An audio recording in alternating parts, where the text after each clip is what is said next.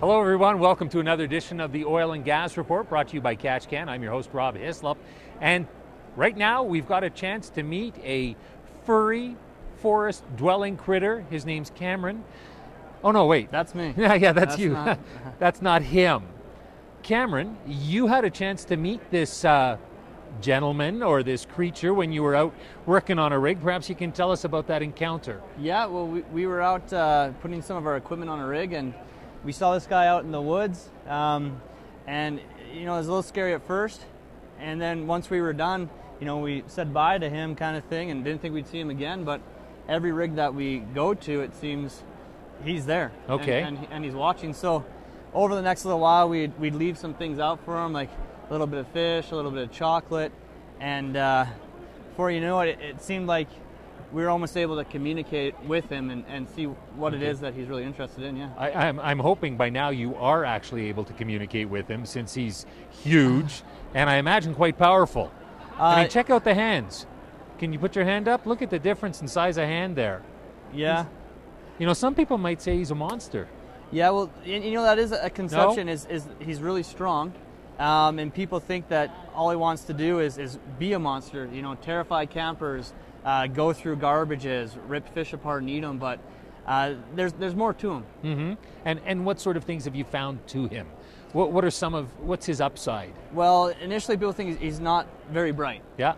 We've noticed that with our equipment, he'll go after we install it and look at it and start picking it up. And we have this thing called the Kelly can. It's like a mud bucket. It helps redirect fluid. Mm-hmm. And he will actually go and pull it apart and see how it works. So it shows that he has some intelligence. Mm-hmm. And the most recent install that we did, he actually came out and started helping us. Okay. Yeah, it was a little bit different. Okay. And I imagine that's where the strength comes in handy.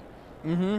Yeah, our equipment is heavy. It's quite durable, so yeah. So he helps out a lot. He's actually quite intelligent. You can ask him some questions, and I'll see if I can interpret for us. Yeah. Okay. I guess why? Obviously, you've been hiding in the forest for a long time. Nobody has seen you. Why have you decided to come out now?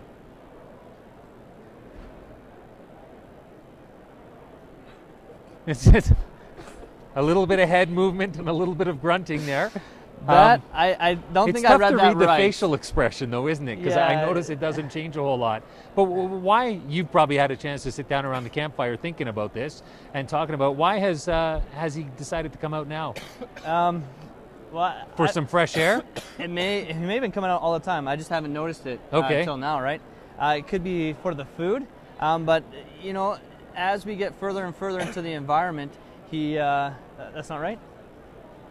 No. Okay, as we get further and further out in the environment, mm-hmm. He wants to protect kind of that remote environment that he lives in. So I think he's coming out to protect that environment, and he sees the things that KatchSquatch does. And so it's time to get out there and get the word around a little bit more. Yeah. To make sure that people do protect the environment, that you and perhaps you have kin.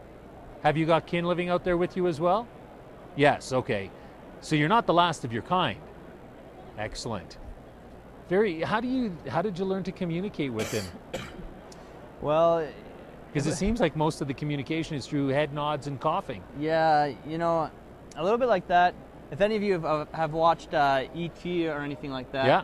You know, Elliot, it's just spending time with him and slowly beginning to communicate. I'm not to the point where he speaks English or anything like that. Yeah. But just through how he acts and what he motions to and things like that, you can tell when he's hungry, when he's got to go to the bathroom, those kind of things he'll motion. Good things to know. Good things to know, especially that big. Anyway, he's coming out and trying to tell us about how to take care of the environment a little bit. I don't want to cut you out, but he's getting a little angry, and I think he's ready to get going here. But can you give us just another moment or two? Okay. Why? What sort of things would he like to see happen in the environment to help protect it? Just making sure that the water he drinks is clean, mm-hmm. and then all the things that he eats that grow from that water, whether it's the fish or the berries or anything like that, he just needs to make sure that that's not gonna hurt him, not give him the stomach cramps that he's been getting. Fair enough, and best practices on oil rigs would go a long way, I imagine. Yeah, for sure. Yeah. We want to have sustainable development, not only for us, but also for the creatures and the environment that we live in. Okay. He's been seen around Calgary a little bit. He's been out on the town. It seems like he's a big hit with the ladies. Yeah, he has that element. Yeah. I don't know what it is. Yeah. Well, he's photogenic. He's photogenic, but he's just so hairy and he smells. Yeah. Yeah, I don't know if that's the way to go with that one, but we're going to let you get on because he's probably got some handshaking to do and some people to meet out here at the Global Petroleum Show. We call him what? KatchSquatch. KatchSquatch. That's what he likes to go by. Okay, so sets himself apart from the other creatures in the woods. New name, KatchSquatch. Thanks very much, KatchSquatch. Nice to meet you. Cameron, thanks very much for being here and helping us out. Okay, you've been watching another edition of the Oil and Gas Report, brought to you by KatchCan.